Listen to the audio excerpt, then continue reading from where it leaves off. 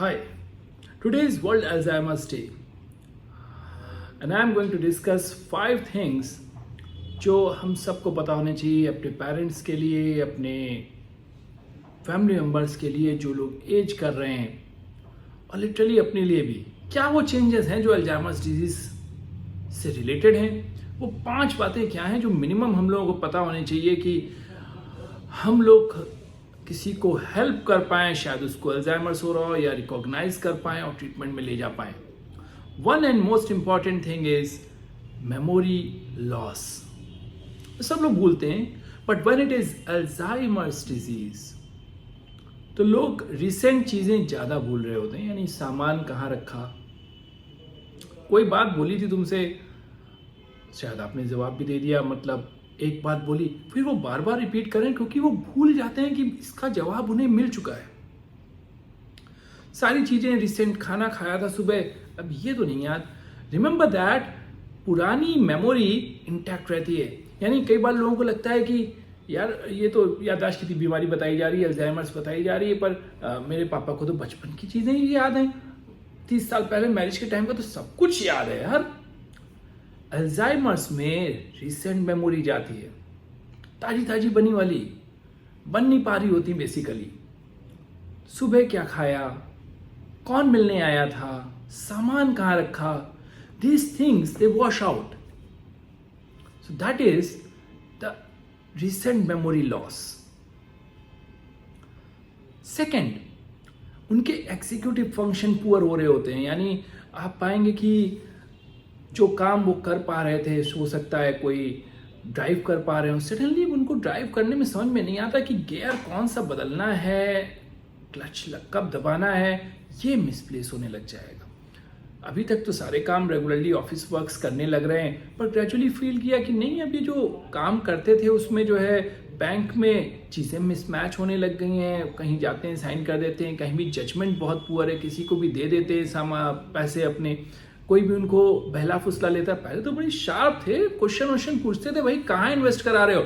अब कोई भी कह देता है and he is like unable to जज कि ये जो है कहाँ इन्वेस्ट कर रहे हैं, कैसे हमें नुकसान तो नहीं पहुंचा रहे हैं।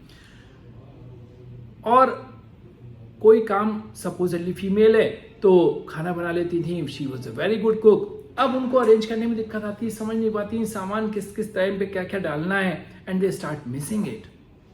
ये नॉर्मल एजिंग में नहीं हो रहा होता ना, बीच बीच में कुछ चीजें भूलते तो हैं लोग, लेकिन उनके executive function, planning function, judgments में इतनी दिक्कतें नहीं आ रही होती।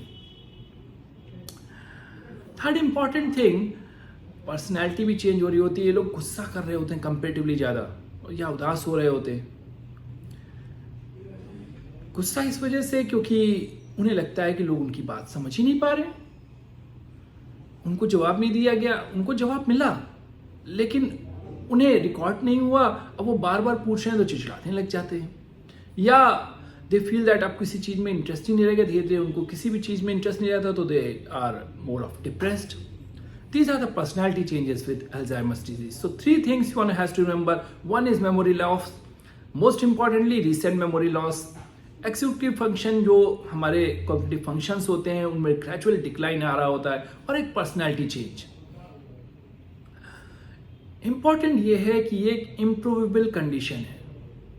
यानी हम अगर इसका ट्रीटमेंट कराते हैं तो with medication, which life style changes, जितना डिटोरिएशन आ रहा है उससे उसकी रफ्तार धीमी की जा सकती है, और कुछ हद तक लाइफ काफ़ी इंप्रूव की जा सकती है। So we need to get these people to help, to seek help, और इनको ट्रीटमेंट दिलवाना चाहिए।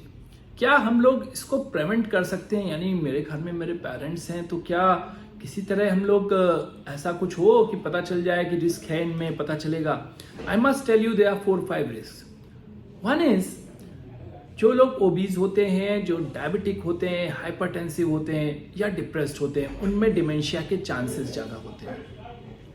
सेकेंड, जिन लोगों की फिजिकल एक्टिविटी बहुत कम होती है, या जेनेटिकली किसी को है कि पेरेंट्स में था और अर्ली ऑनसेट था, यानी 60 साल से पहले ही भूलने लग गए थे, तो अब उन लोगों में थोड़ा रिस्क ज़्यादा होता है। When we talked about genetics, एक कॉमन क्वेश्चन होता है सबका, एक ही, यार पेरेंट को था सर और अब मुझे भी हो जाएगा। मैं बता दूं ये कंपलसरी नहीं है, it only increases risk, it is not compulsory कि आपके फादर या पेरेंट में किसी को था तो अब आपको भी होगा, इट इज नॉट श्योर। बहुत सारे फैक्टर्स इन्वॉल्व रहते हैं, इन्वायरमेंटल फैक्टर, आपकी life style and also genetics. So सब कुछ कोलैबोरेट करके पता चलता है कि भाई रिस्क कितना है, तो मैंने बता दिया। फॉर प्रिवेंटिंग, कि अभी नहीं है तो हम लोग क्या क्या कर सकते हैं for prevention of dementia.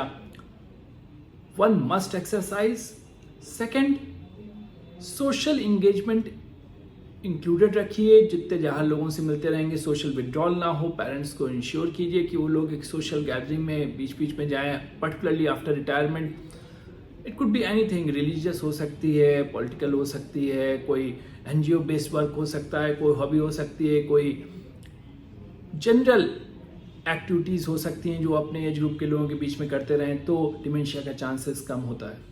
Physical activity definitely one of the most important है, और कंट्रोल्ड बीपी, शुगर, और if a person is suffering from depression का ठीक ठाक रहना, कंट्रोल्ड रहना सपोर्ट करता है, डिमेंशिया को होने से बचाता है।